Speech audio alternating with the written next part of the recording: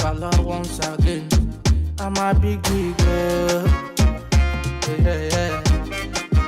Let me they run things up. Hello and welcome to Bigwig.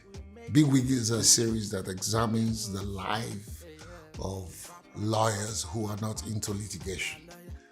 Lawyers that have made a name for themselves in the niche area of the law that they have excelled in. I really think that we are doing a great disservice to young lawyers. Young lawyers struggle with everything, and it's understandable. We all struggle. And some struggle less with litigation than they struggle with corporate work. I think that the profession is so skewed to courtroom. I think we have to overhaul the entire profession.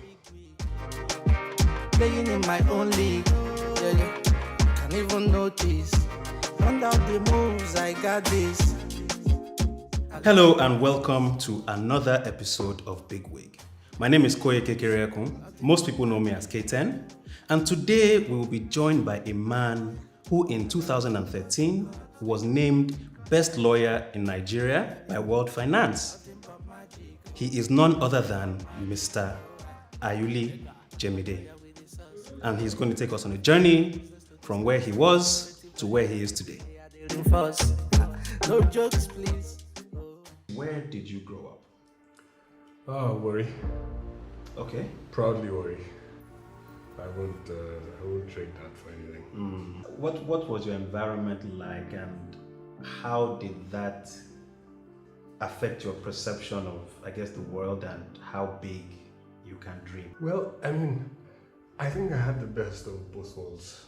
Okay. My father worked for Shell, so we were privileged to grow up in a Shell camp, which was the best place you could have lived in any city in those days. Facilities and everything. So I saw that side of life. Yeah. Living next door on the same street with people from different nationalities, right? And having the privilege to, have those facilities, swimming, playing tennis, and things like that. And I must be honest, it gave me a very good grounding. But then every morning I would go to school in town. And in those days it was a public school, no private schools. So, that gave me an opportunity to hobnob with, everybody. Yeah. And then my father didn't stay in Shell for long. He retired. And we moved to town. Okay. Where I then learned how to play football with the street kids in the neighborhood. Brushed up my pidgin English significantly. And so it was great. It gave me best of both worlds. Best of both worlds. Okay. Best of both worlds. And I learned things from living in Shell camp. I learned skills from living in town, as we called it then. Today it helps me to operate. Yeah, I'm sure that in every environment. That has helped you in negotiations, I'm sure, and all sorts of things. Interesting. Makes you street smart. If you grow up in worry, you're street exactly. smart. And we'll get average worry person. So in your growing up or your formative years, was there anybody in particular you looked up to, any role model you had that then kind of determined what you would go on to do? I would say that I had a love-hate relationship with my dad. I liked many things about him, but then the things I liked about him were the things I hated about him, right? So, he was known to have a very good name. I go to places, even as a child until tomorrow, and people say, well, oh, your dad, if he says A, it's A. If he says B, it's B, right? And if he tells you something, he will keep to his word, and he's firm, and he's frank, he's sincere, and so growing up, I liked that, but then the firmness and the frankness and all the things I liked, I had to bear the brunt as a kid, because if you told a little lie, you really got twerked. You understand? Yeah. Yes, and there was no wiggle room. Yeah. So I would say my dad. And in terms of career, what sort of thing? Okay, you said he worked at Shell. Yes. Were there any interactions with him or with people that came around him that, I don't know, led you to wanting to become a lawyer or wanting to become a lawyer? So it's very interesting. My dad is a lawyer. Ah, Right? He's a lawyer, but then he practiced for a bit, went into Shell, worked for 10 years, retired, came back, went into politics, then came back to law practice. That may have influenced me subliminally because having conversations with him, was always logic and reason. There was always the whys, and if you made a point, he was quick to say, okay, that's a fair point. okay. So if you were going to have a conversation with him, you needed to be prepared. Yeah. Right? But then as a child, it wasn't as if I thought to myself I would study law. I just stumbled into law because I was not a science student at all.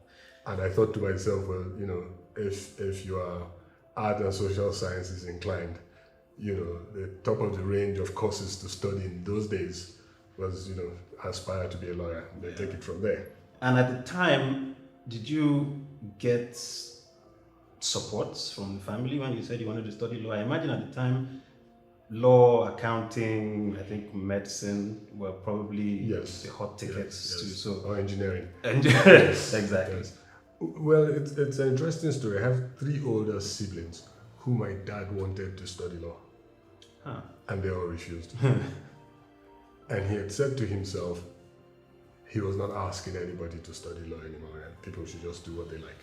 And I didn't know he had had these 3 separate conversations with his Yes. 3 older siblings. Yeah. I just went to him and said I wanted to study law. So of course he was ecstatic and gave me all the support in the world. Interesting. And it's then he told me the story. Well, Yes, but at that time I had volunteered to study law, so he wasn't putting me under any pressure. okay. Were you one of those people that people would say, oh, I like the way you argue, you will be a good lawyer, or you argue a lot, or you talk a lot, and you will be a good lawyer? Did that ever happen to you? Yes, as a matter of fact, I remember aunties and uncles calling me headmaster because I analyzed things, and they just thought, this child, you're, the way you reason is way above your... Aha. So it was more for your analytical mind Yes. than being argumentative. Yes. Because I think a lot of people push people to study law because they argue a lot. I think a bit of both, but more for the analytical. Uh-huh. I was the kind of child who would ask you why, even at that time. Even though it wasn't encouraged. No, it wasn't, but I will still ask you why. So at the time you were called to the Nigerian bar, were you aware that you could be a lawyer without necessarily going to court? You could, without the litigation aspect of it? No, it wasn't. It wasn't something that I really dwelled on. Although I was fortunate to have practiced in a firm called GM Ibro & Co., Okay. which is the law firm that was founded by Goody Ibro. And at that time he owned the Sheraton Hotel, and the firm was clear about the litigation practice and the solicitor's practice. Yeah. So the solicitor's practice was in the Sheraton Hotel and the litigation practice was in Abubu Key Street in Lagos Island. So you were drafted into one or the other. or the other, and you would support only when there's an exigency. Yeah. Right. So I was drafted into the Sheraton office, and that was really my first taste of pure corporate and commercial work, which I enjoyed exceedingly. Right. But I still, would go to court once in a while when maybe someone's on leave in the litigation office or something. But that's interesting.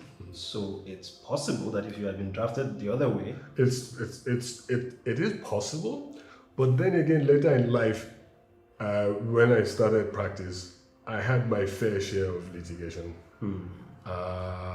And I don't know whether it's because I had that too late or later. yeah. I hated it. I hated every minute of it. Again, similar Yes. story. Yes. Like Yes. it's, you watch movies, series, and there's a theatrical way Yes. the courtroom drama, Yes. unfolds and Yes. stuff. So when I started going to court, I'm like this. Yeah, is this doesn't not- look like what you saw on And then TV. you go there, you just Yes. get adjournments. Yeah, and exactly. adjournments, Yes. and just Yes, and the thing I hated most was, lawyers who just come to court to trade the technicalities as opposed to to the logic and the law. yeah. I just say, why don't you do your case and stop, delaying the doomsday? Yeah. Yes. You were called to the Nigerian bar in 1988. Yes. You had to do a quick Yeah. 1988. Time flies. And you started your firm, Detail Commercial Solicitors, in 2005. Yes. So can you help us fill in that 17-year gap? What went on in that time? I hear there was Port Harcourt. I was trying my hands at so many things. Right. So in the early days, I did a bit of law practice. Then after that, I went in-house, and that's how I moved to Port Harcourt. Okay. Whilst I was working in the Sheraton, I met a gentleman who had pots of money, owned an oil service company in Port Harcourt, and the oil service companies were booming in those days, and he was into drilling and all that. And one thing led to another, and he says, come work for me in Port Harcourt. I said, Port Harcourt, what happens there? Lagos is where it is. And he left me, and the next time he came into town, he used to stay in the Sheraton. He dialed my extension and said, let's have drinks. So I went, we had a few drinks. And one day he asked me, how much did they pay you? And I said, 500 naira. I said, okay, fine, I'll pay you 3,000. Okay. Oh, that's Yeah. now you're talking. Almost a no-brainer. Right. So I went in-house, and then I was bored in-house. Then I left. Then I started trying to do business. I did everything from furniture making to renovating, to being a shell contractor, to water treatment, filtration, importation. I was just trying things, right? And then my father said, why don't you go back to law? I said, lawyers don't make money. I want to be a businessman. So I was, so I spent those number of years, at least half of it, maybe 7 or 8, trying out things. And then one day I went to visit my dad, and he looked at me and he says, what's the matter with you? I said, what do you mean what's the matter? And he said, look at you, you're looking so haggard, right? Why don't you go back and, start practicing law? You can do all these things on the side, right? I think I had gotten my fair share of, trying to be a businessman, failed at it. And I said, okay, take his advice, right? So I set up a law practice in Port Harcourt, which I ran for a couple of years, maybe 8 years or something like that. Okay. And then at some point I was bored. Not bored, I just thought, if I really wanted more out of this profession, I need to step up, and if I wanted to play at the higher echelon, I need to do something about it. And, in the process of thinking it through, I thought, okay, maybe you need to go back to Lagos, right? And, go back to Lagos, but go back and do just exactly what you enjoy doing. So over these years, you have now figured out. Yes. That I was good at solicitor's work. I enjoyed it. I enjoyed helping clients, solve their problems, think through their business difficulties, find creative ways to, help them move forward, either as startups or fully formed businesses. It's interesting. So it's also probable that in that time when you were figuring yourself out, you learned a lot of practical things that then help you till today on the legal side of things. Absolutely. So those years actually helped me to hone my entrepreneurial spirit. There we go. So by the time I started detail and went back to full legal practice, I could think like an entrepreneur because I've been in startup several times, serial startups and serial failures. So I knew I could also tell when a businessman was going to fail, Okay. you know, just by having a conversation with him, Yeah. you know, and knowing, you know, where this business is headed. Okay. So 17 years of character building and I experience tell you. accumulation. Yes. Okay. Yeah. So as the founder and lead partner at Detail Solicitors, Yeah. can you tell us how you came up with the name? The devil is in the detail. No, yeah, it's very interesting. When I decided I was moving back to Lagos, and I decided that I wanted to start a firm that didn't do litigation, just focused on helping business people be proactive, I started thinking what the name would be, and the firm that I was running in Port Harcourt was my son in Jamie and Associates, but I had this clear vision that, you know, coming to start this new firm in Lagos, I wanted it to be a firm that, as partners came on organically, they could feel that this firm didn't belong to anybody, it belonged to all of us, because it didn't bear anybody's name, right? So I was looking for a generic name that would fit the bill. And the more I looked and thought and wrote and slept and woke up, nothing was coming. So I just stopped thinking about it. And honestly, one day I was driving and I just heard Detail. So it just came to It you. just came to me. I parked and I wrote it down and I said, here we are. Interesting. And I didn't, honestly, it was later as we started practicing, you know, in Lagos, and, you know, we started expanding our boundaries, that people started saying, there's a lot of attention to detail here. You know, is that why? But it wasn't. It just, Interesting. it's what it is.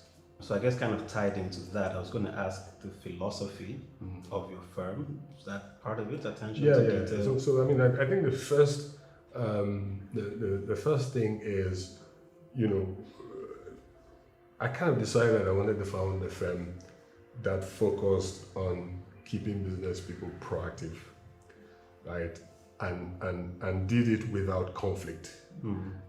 Because I say to clients sometimes when I go and make a pitch, I say, you know, people who offer full service are conflicted. There's no way, a medical doctor who is trying to help you to live right rather than going to hospital would be the same doctor who wants you to fall sick and come to hospital. Right? There's a conflict there, right?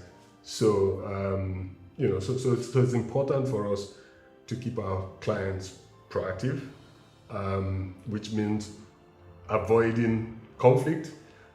And in the event that there's conflict, because sometimes you can't avoid it, you've dotted your I's and crossed your T's in such a way that, you know, if the matter gets contentious, some other lawyer on the other side, if they're right thinking, will advise their clients, look, this thing is so clear. You're protected.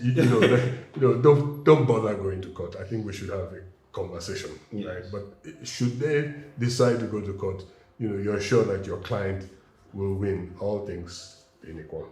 I mean, I think the big point there is, you know, there's a kind of conflict between, you know, making money by keeping your client proactive and making money if they get into a dispute. It's a fine line, and you know, if you look at it carefully, there's a conflict, and so Detail is a firm that's trying to avoid that conflict, to want to be just focused, you know, on keeping your client on the proactive side, but knowing that if they get into a dispute, it's your loss, right? And then the other thing is just client care and intimacy, you know. And I say to people that, you know, for litigators who are very active, they barely have time to meet with their clients, at least not in the best hours of the day. Right? You get back sometimes at 2 or whatever. You know, after a hard day in court, you're spent, right? You can't really focus on, you know, trying to solve your clients' naughty issues, right? And it depends. I mean, for someone like me, the morning is the best part of my day, and for most people, right? You know, meeting early in the morning, you can, you know, actually sit down and think things through. So that's two things. And the third thing which was important for us, was to build a strong mentoring environment where you can hire people for attitude and then train them for aptitude.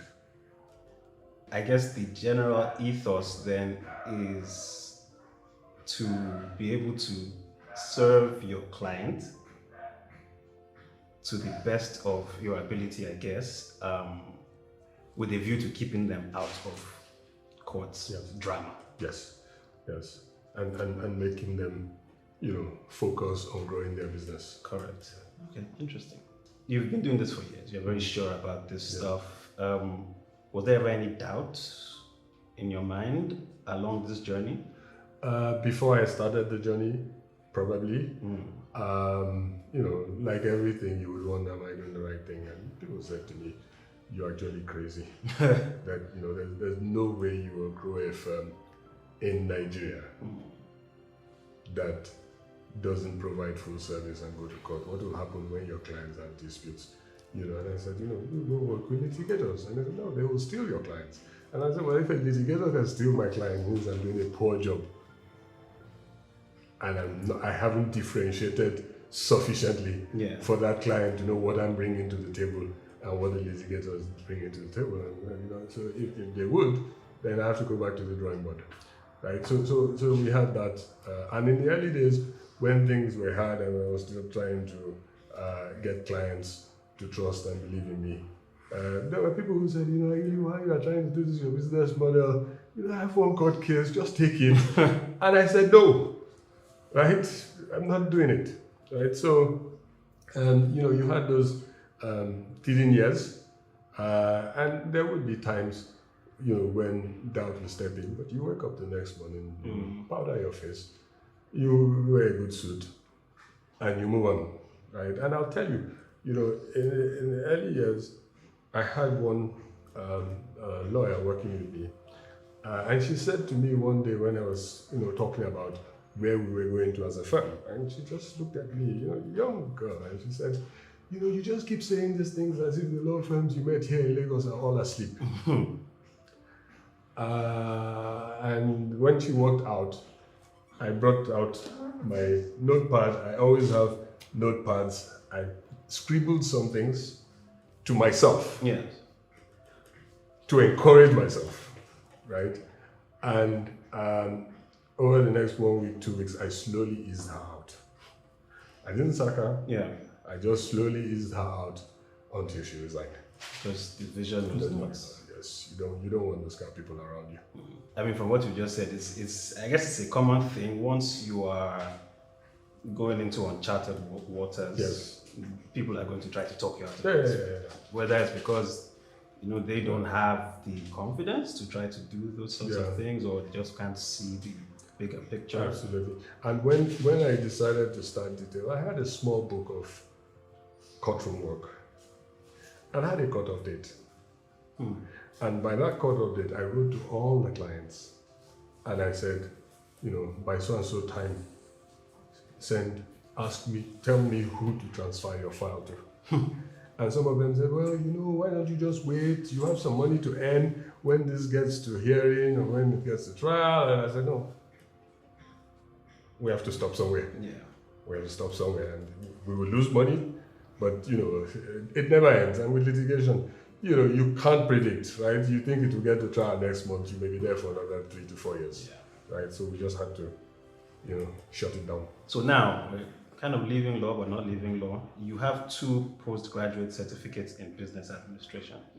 How do you find that intersects with your practice of law? Going to business school was one of the best things that happened in my life. And I would recommend it to any commercial lawyer, right? Because it helps you to advise your clients at a higher level. You now understand accounting, you understand where the numbers are coming from, you are more aware of strategy, you're able to understand the language of the business people, and indeed many of them have been to business school. So, as a lawyer, when you go into a room and somebody is telling you, oh, I didn't do this deal because the internal rate of return was low. You're not asking him, oh, was IRR? You understand, right? If you have a client who's trying to buy a business and he says, oh, they're doing a valuation, you can ask him, how are they doing the valuation? Is it discounted cash flow? Yeah. You understand? Is it book value, right? And you can understand where those numbers are coming from, right? And it helps you to advise your clients, from a broader perspective, not just from law. So did these certifications come after you had dabbled into business a bit, or during or before? So these certifications came after 2005 when I started detail. Right? So I looked around and I said, you know what? Many of the people you are competing with have masters in laws or have doctorate in law, but I didn't want to go in that direction, right? Because I was building a commercial law firm, right, that was catering to business people. And I thought to myself, no, go to business school. It's good on your CV. Even if you didn't learn anything from business school, it's there on your CV that you went to business school. And when someone sees it on your CV, it may open the door and let you in, right? But if you did learn something, when he lets you in, you can then use those skills to add value. And I remember the first week after I got back from business school, I just started a transaction which was an acquisition, and we were talking about assets. And we sat down in a boardroom, and we had the whiteboard and all that. And I got up and I said, let's even dimension what these assets are for this particular company, which was a manufacturing company at that time. And I started writing on the board, cash in hand, work in progress, which are the things that you are manufacturing, but they're not yet, you haven't finished. Inventory, which is what you have in your stock, and like that. And I said, intellectual property, which are your patents, your trademarks, and all that. And so I finished and I listed all of them. Real estate, listed all of them, like 10 different things. And someone in the room said, I thought you said you were a lawyer. And I said, yeah, I'm a lawyer. So, so when I sat down, I thought to myself, wow, really, this business school is good. It's worth it. Yes. Made you more rounded. Absolutely. Yeah. Were there any particular challenges that you faced, probably earlier days more than now, by not doing litigation at all? Yeah. I mean, first and foremost was the perception, because it was, who does this? And I almost feel like people tend to take litigators maybe more seriously. Oh, no. Yeah. People ask me, who does this? Are you okay? Nobody does this. You have to be ready to go and fight in court when you're client, when there's a fight. You understand? You have to do everything. You understand? One guy said to me, even my client asked me to go and buy him, a dog because he needs an Alsatian. I'll buy him a dog. Anything he says, I should do, right? So you should be ready to do everything, right? Can't come and say this is all you do, right? So you dealt with that perception, both from your peers and then even the prospective clients, right? Because many Nigerians and in many parts of the world, people just believe that our lawyers are designed for the day of trouble, right? So sometimes you go introduce yourself and say, oh, I'm a lawyer. I say, okay, I don't have trouble. Right? When I have trouble, I'll call you. Exactly. Right? And I say to them, no, don't call me when you have trouble. Call me when you're buying that real estate, or call me when you want to do an M&A, or you want to start a business. That's when you should call me. Why are you waiting to call? So you are constantly dealing with that perception. Both from your peers and from prospective clients. How many partners are detail currently? Right now we're 5.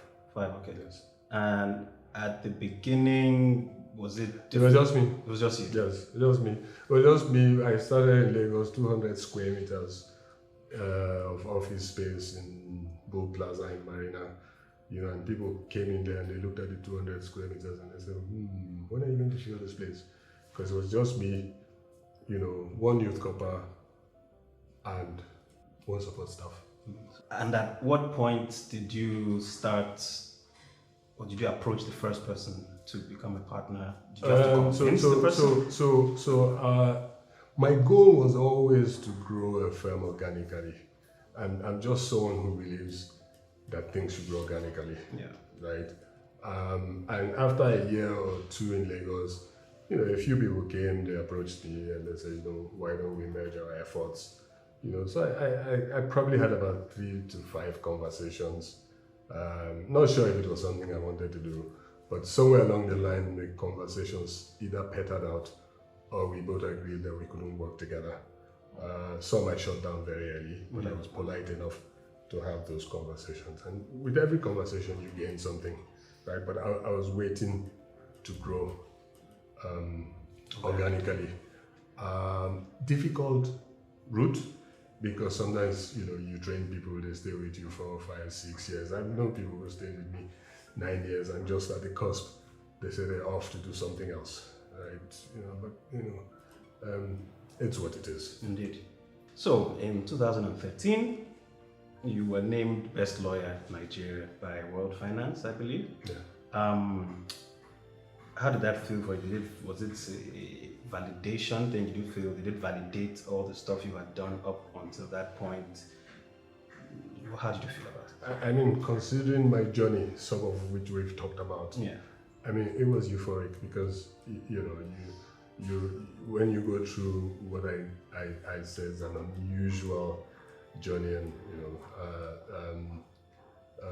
pleasant challenge, but touches, right? In many ways, because you are going against the grain, right? So, for me, I think, those accolades just help to make the point that, a lawyer can stay focused and still remain as relevant as the other lawyer who does everything. You must have been validated. Yeah. Okay. Now, are you able to share with us any of the, let's say, groundbreaking transactions you have been involved in? Maybe 1, maybe 2, anything? I can share one with you. I mean, this one is public knowledge, and I think I will share that one because,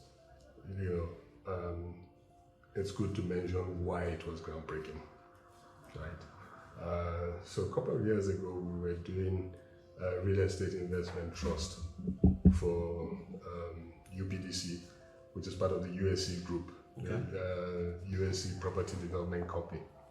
And the way real estate trust is structured is, such that the rules at that time, Securities and Exchange Commission rules, say you have to move the property and the property has to be held by the trustee. Okay. Question is, how do you move it? So if you move it by deed of assignment, which means that you have to go to the state government and get governor's consent for that transaction, right? Which means you have to pay stamp duties and consent fees, in Lagos State, where most of the properties were, you're looking at 20-25% of the value of the asset, right? So you're starting a real estate investment trust, the net asset value is already sub 25%. You already spent the 25%, you haven't even started making any money, right?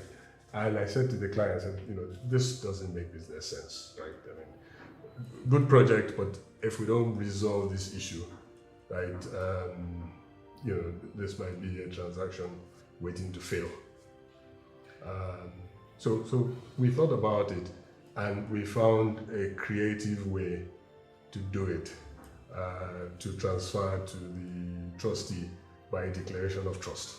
It took a while to think about it, and we went back to the client and said, but we have to convince the Securities and Exchange Commission to accept this because in their minds, it has to be a deed of assignment. I said, but if we do, it will save you X amount. And it was a lot of money in the billions because there was a 30 billion naira, transaction. And they said, go ahead, and it may take some time because we have to engage them. And they said, go ahead, and before I got home, I said, by the way, if we do, you have to pay us more. You have to give us a bit Of course. what we save you. And no problem, write to us. Anyway, long and short was, it took us a while, and we convinced the Securities and Exchange Commission,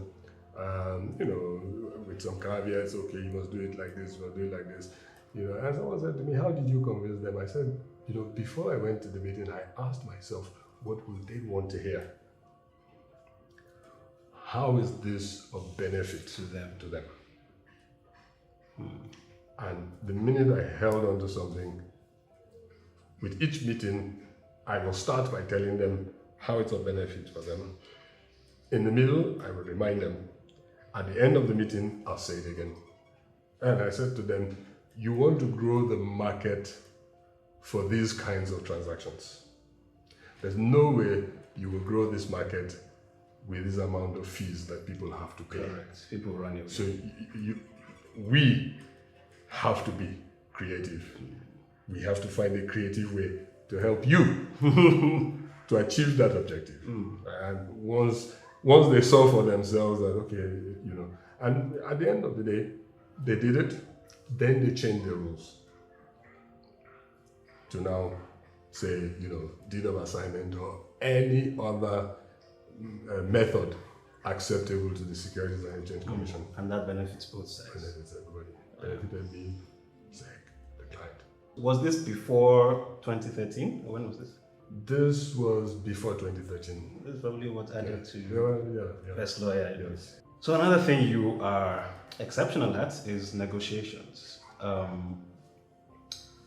Are there any tips on being a good negotiator? What goes through your mind when you're going into a negotiation? How does that play out for you? Well, I think, and I wrote a book recently, which is here, right? And if you see, it's titled Listen Everyhow. How negotiations work, right? So the key thing, which I've learned over the years, and I didn't know this, but I just learned it over the years, is it's not the big talkers that come out of the room with the bigger chunk of the pie. It's the big listeners. Because people who keep talking are not aware of what their counterpart is thinking, and they're not seeing, they just enjoy hearing their own voice, right? And I think that's the big lesson. And the question is, how do you listen? And the answer is everyhow. So you're listening with your ears, what people are saying. You are listening with your gut, what they're not saying, and what you think they're actually saying that you haven't yet heard. So people who ask iterative questions, why? Like, why you said it? How? How do you think we're going to get this done? So those questions are important. How? Why? How? When? And just listening. Yeah. Right? And you will notice that each time you ask a question and you listen, you gain more insight. Right? And the other person is doing a lot of talking. You are just gaining insight. By the time you decide to say one or two things, you may not need to say more than one or two things. Yeah. Because you have enough insight to know exactly where you should be headed, what you should be saying, and what you shouldn't be saying. And one key question I always tell people is, when people ask you, if you are a buyer, for example, and people ask you, why are you buying this? Be careful. It's a slippery slope. Why do you say so? Because they are just trying to get into your head to find out what your definition of value is. And in my book, I categorize value in 3 ways. It's intrinsic, it's tangential, or it's emotional. Intrinsic is people who just want to buy something because of the functionality, right? I don't want to buy a house because I just need somewhere to live in, a roof over my head, right? Those kind of people have choice. They're spoiled for choice, right? Because all they want is a roof over their head, Yeah. right? If somebody is looking out for tangential value, it means in addition to a roof over his head, he probably needs a specific location. Maybe he needs a location next to his child's school so that he doesn't have to commute, right? And then the other person who is buying for emotional value is really emotional value. So if you hear someone say, oh, the reason why I'm buying this house, this is where I grew up, but you don't know this, but this is where I grew up. Is that highest risk? Emotional? They will pay more, Yeah. right? Yeah. The tangential value people will pay slightly less. The intrinsic people, if you call a price that doesn't suit them, they'll tell you bugger off. Interesting. Right? So it's in those questions and just listening. So you have to know the right questions to ask. You have to know what you're listening out for. And then issues around personalities. Sometimes people get the best out of negotiation, not because anything changed, but because that man just understood the personality that he was dealing with, or the woman understood the personality she was dealing with, and she was able to play on it.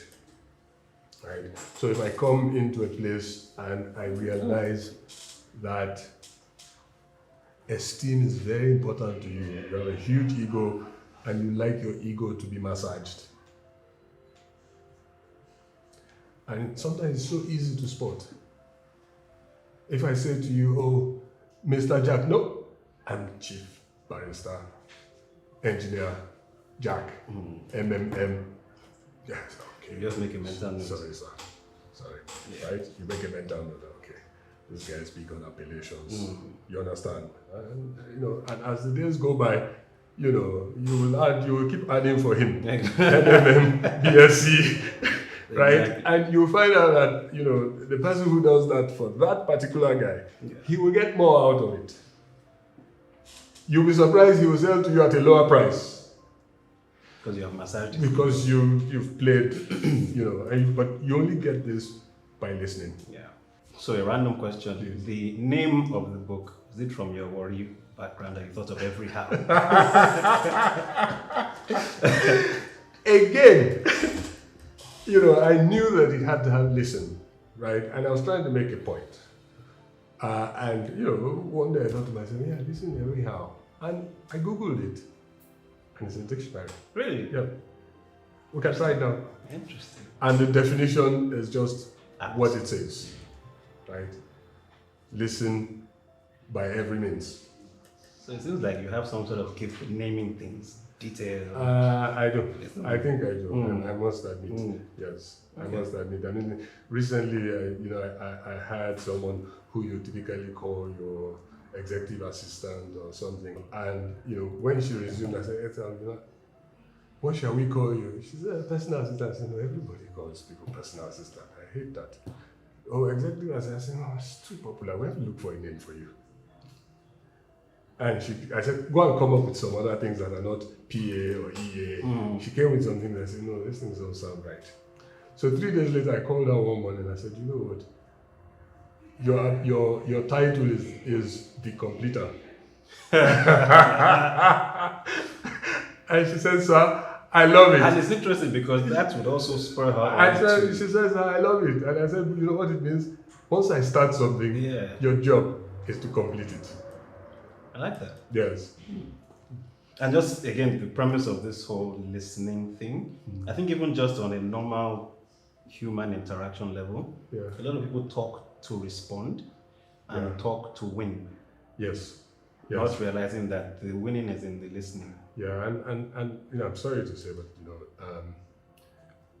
we Nigerians need to learn to listen more, right? And a lot of times people respond to you when you ask a question, and it's obvious they didn't really listen to the question. They already had an answer for whatever you were going to say, right? And people already have preconceived things that they are going to say, right? So when you're talking, they're just waiting for you to finish so that they can say what they decided that they're going to say anyway, right? And that's why you see a lot of conversations in Nigeria. Someone says something, then the third person says, "But that's just what he just said." So really? I say, yeah, but didn't you hear him? That's what he said. You're already arguing, but you're saying the same thing, right? So it's like that. Is it possible to point to one thing as possibly the highlight of your career so far? It's maybe a transaction or being on the CBN board, anything? No, and it will definitely not be on the CBN board. CBN board was service to the nation, and it was really service. Yeah. But one thing, the highlight of my career, it's difficult. I think some of us just have, a lot of little drops that filled our cup, and as the days go by, you can't find those drops, but you just know that there were milestones here and there. Correct. And things worked incrementally, particularly for people who are very, very gung-ho about building blocks. I've never believed in anything that happens overnight. I'm very suspicious of things that happen overnight, right? So, and I always say to people, success isn't that you've reached your goal, right?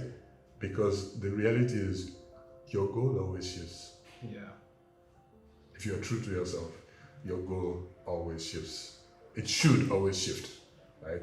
But success is that every day you wake up, every week that passes, every month that passes, you can look back and see that you're making incremental progress. Absolutely. Can you say or can you point to a moment that made you realize that this career choice was the best, one of the best decisions of your life? I started earlier by telling you that, my father is someone that I, grew up having a lot of respect for, including the fact that he could cane very well. I respected his caning skills, right? And he's someone who's very, very critical, right? He when I first moved into my first house, he came and he looked at me and he says, "When I used to put off the air conditioning when you were young, you thought I was wicked. Where's the AC in your house now?" It's like I'm brutal. Wow. So really, where's the AC now? You still can't, you moved into a house, I don't see ACs in every room, right? So, for me, it was a defining moment. One day we're talking on the phone and he says to me, "You've done well, I'm proud of you." So with the fulfillment and acclaim you have, I guess, achieved over the years, if you could start your career all over again, is there anything you would change? I would change my approach to one major thing, at least early in the day, and it's one big thing. It's that people don't realize. This world is about people. It's about people. And for many people, when you're much younger, the way you manage people, you could have done it better. I look back, at many encounters I've had with many people, and maybe 10 years, 20 years ago, and I sit here and I say, what was all that about? Right? And sometimes you're just trying to make a point. Maybe you weren't listening. Yeah, exactly. And someone say, no, it's just the principle. Yeah, and but as you get older and wiser, you know that certain things, just let them be, right? And focus on the relationship, and realize that first and foremost, not everybody's like you, neither you like everybody. Secondly, everybody has their strengths and their weaknesses, right? And even if it happens that somebody's weakness is what you hate most, pick your battles. Yeah. Pick your battles, right? So if I had to do it all over again, I would pick my battles in a wiser way. I would build more relationships. I would ensure that I burn less bridges. I would be a better people person overall if I had to do it all over again. Interesting. Yeah. Because you see, I was about to say because you seem like a great people person, but it's grown over the years. Yeah. You understand? Yeah. And today there are things that happen and I just smile. And I said to someone beside me, I said, thank God, 10 years ago, this would have ended differently, right? Or 20 years ago, I would have reacted differently. Yeah. Right? But but I know that now. Do you think that 10 years from now, you will possibly look back on today and think, oh, actually, I could have managed that differently? Yes, I would agree. Yeah. Because, like I said, life is incremental. And all things being equal, as the days go by, we should become better people. For sure. Right? We should be able to introspect more. We should be more tolerant. We should be more patient. There are people that fired 20 years ago that if they were here today, they will still be here. Yeah. And when I look back, I say, okay, was it that bad? Right? But then you are young. Yeah. You are feistier. You are under more pressure. You're learning. Yes, and you are still learning. Right? Okay. Interesting. So leaving law for a little bit, you own a boat. Yes. And you are a captain. I can drive the boat and dock it. Yes. Okay. Yeah.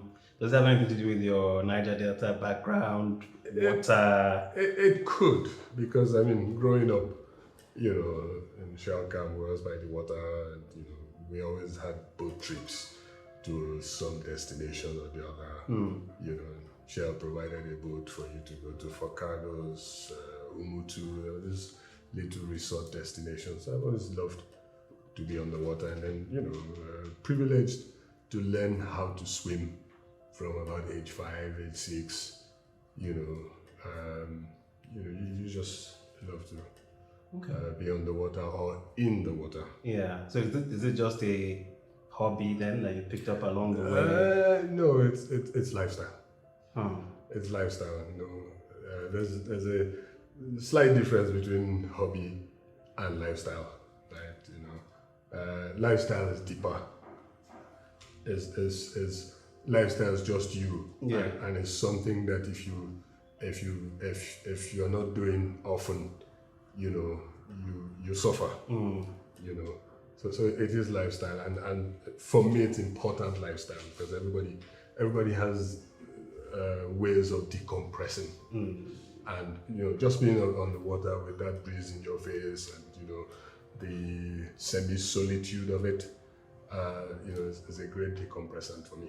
I was going to say that it must be important to you because it's not a cheap hobby. No, it's not a cheap lifestyle. No, it's not. But I often say that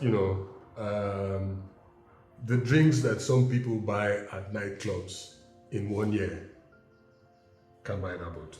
Fair enough. Or some wristwatches. Fair enough. So it just depends on some wristwatches. You notice I'm not wearing a wristwatch. I noticed. All the money has gone to the boat. I also noticed in your office here you have it looks like a samurai sword, or some sort of sword. Yeah. Said another. No, this is not lifestyle, child. No, it's not. It's a gift from a very dear friend. Okay. And it's a replica of the Robin Hood sword. And that Robin Hood, traditionally stood for, justice, helping the poor, being out there, helping people. And when he gave this to me, he says, I think you represent, a kind of Robin Hood, and this is an apt gift for you, and it's something that I treasure. Actually, quite a thoughtful, Yes. well thought out gift. So, in recruiting at your law firm, this is going back to litigation now. Yes. Have you observed that young lawyers struggle with litigation, or settling into litigation, or choosing litigation? Yeah, I mean, young lawyers struggle with everything, and it's understandable. We all struggled, right? And some struggle less with litigation than they struggle with corporate work. I've had to ask someone to leave many years ago, and I advised them to go and try litigation. And this guy took my advice, and I recommended a few firms. And he went there and interviewed him, and a year later I saw him somewhere, and he was thanking me profusely, even though it was difficult for him when I said, I'm sorry, I'm going to have to let you go. Yeah. Right. So sometimes people just need to experience things and then decide what they like, what they enjoy, and where they fit in. Right. So this particular guy, each time we sat in a brainstorm room, he just had a penchant for arguing.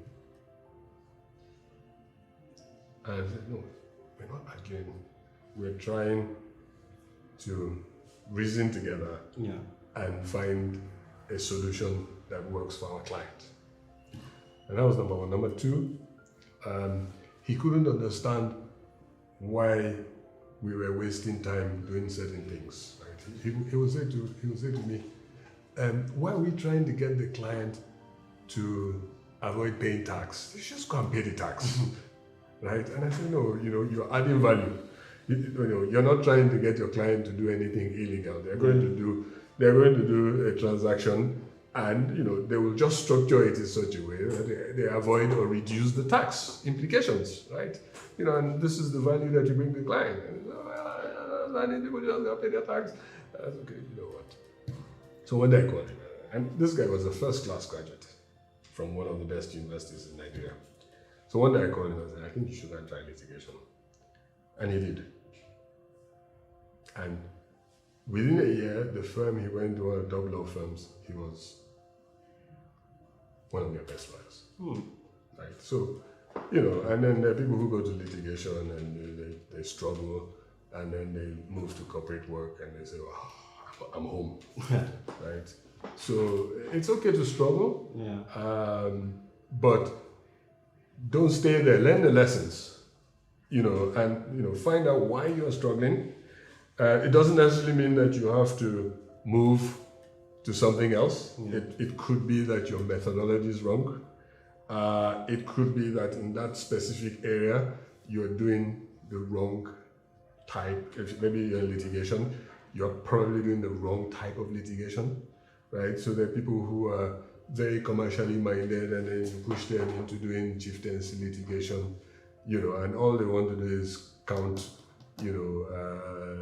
naira and cents, right? But the minute you put them in on a commercial litigation, because they are astute people, they begin to do well, because anything that has to do with money resonates with them, right? They can't understand why people are going to court about some chieftaincy stool, right? But the boss says, this is your file, go and do it, right? So, there's no passion for it. Yeah.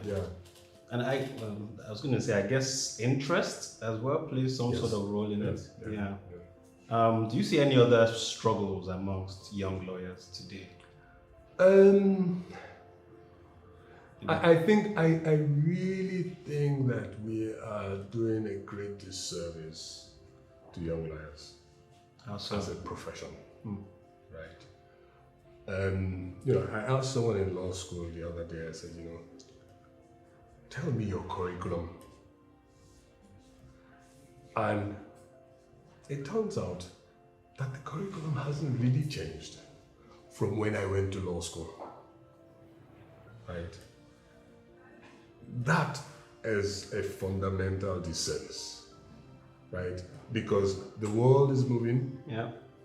the curriculum has to move alongside.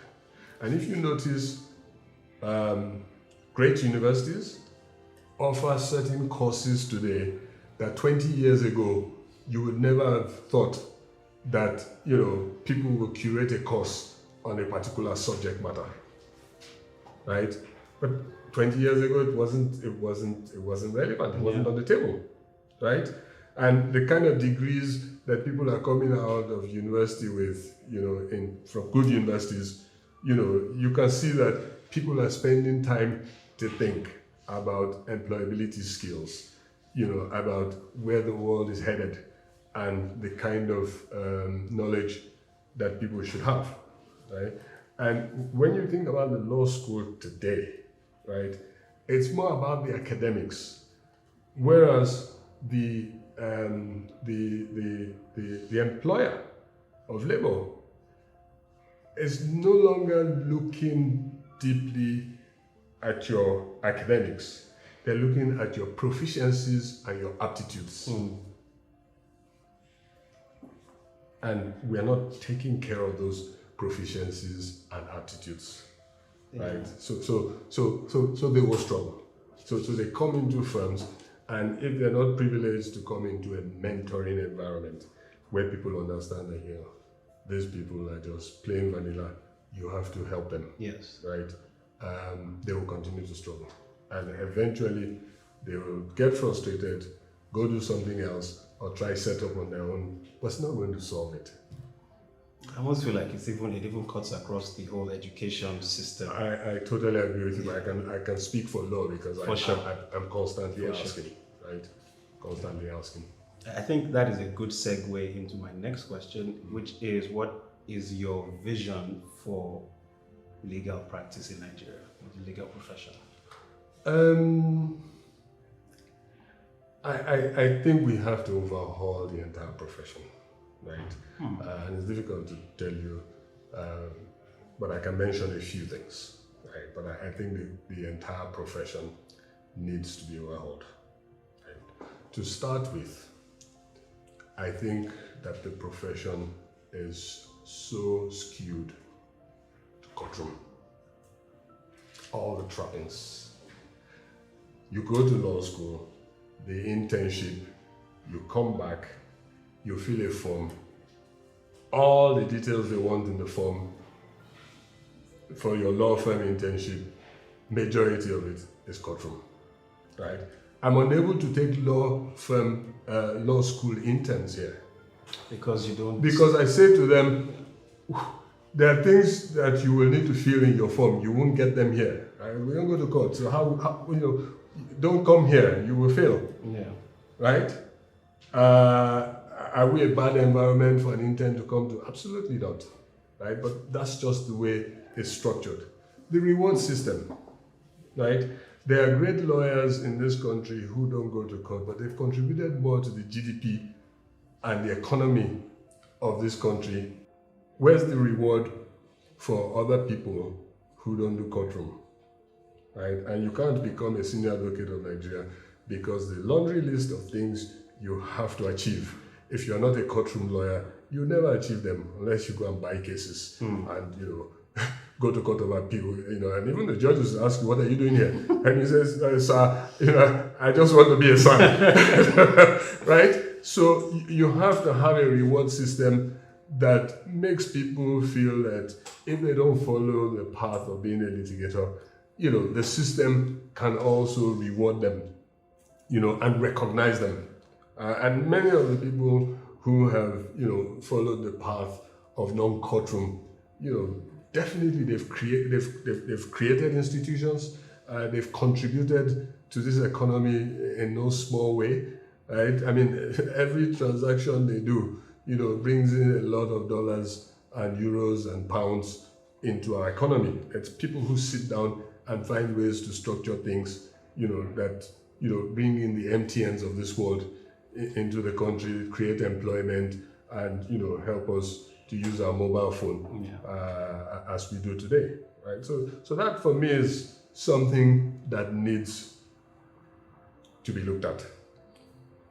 Okay, do you have or have you harbored any ambitions to become a senior advocate of Nigeria? Do you feel like you're missing out on anything by not currently being a senior advocate? No. And you know, once in a while I've just thought about it, but just to make a point that perhaps I can be if I wrote a few more books and all that. But then, you know, on second thought, I didn't think to myself, well, you're a non-courtroom lawyer, what do you want to do with senior advocate of Nigeria? The two don't go together, right? Exactly. You don't want to say this is who you are and then you're looking for appellations that dilute who you are. Makes sense. It's a wrong approach. Speaking of books, yes. Just to go back to that, do you have any plans to write any more books? Should we be expecting? Yes, you should be expecting. I'm at that stage in my life where I'll be writing more books. Okay. I'll be writing more books. Okay. I've actually conceived of the next one. Okay. And started putting my thoughts together. Interesting. Is it a secret? Don't ask me. Had to try. No. Seeing as the Nigerian system is basically modeled on the UK system, do you think it's time that we separate barristers and solicitors like the way it is in England? I'm not sure it's a good way to go. I don't think the market is deep enough. Let's be honest. I don't think the market is deep enough in Nigeria for that. I mean, I think it's okay for us to stay as legal practitioners. But, you know, should someone decide that in being a legal practitioner, this is what they do, this is what they don't do, you know, we should be able to respect it and create a system that accommodates everybody. Okay, fair enough. Yeah. We have more or less come to the end of this interview. Thank you very much for taking the time out and taking us on a journey through your journey. Yeah, thank you. Thank you so much. Thank you very much. Thank you. And there you have it. I, for one, enjoyed that session. I learned a lot about the journey of the man, who he was, who he is, and who he might become. And I hope there were a lot of young lawyers, new lawyers watching this, because it was a lesson in life. You will have doubts, you will face challenges, but if you have unwavering conviction about where you are headed, the sky is your limit. Thank you. I'm a bigwig, yeah. I need they run things up, yeah. We're making great moves, big moves, yeah. I'm a lawyer, I love the practice, so my daily moves, nothing but magic, I'm a lawyer, but I don't even go to court. My daily moves, nothing but magic, nothing but magic, Listen, a lawyer can be creative, it can even make you a native. A lawyer can rap or sing, in fact, a lawyer can do anything.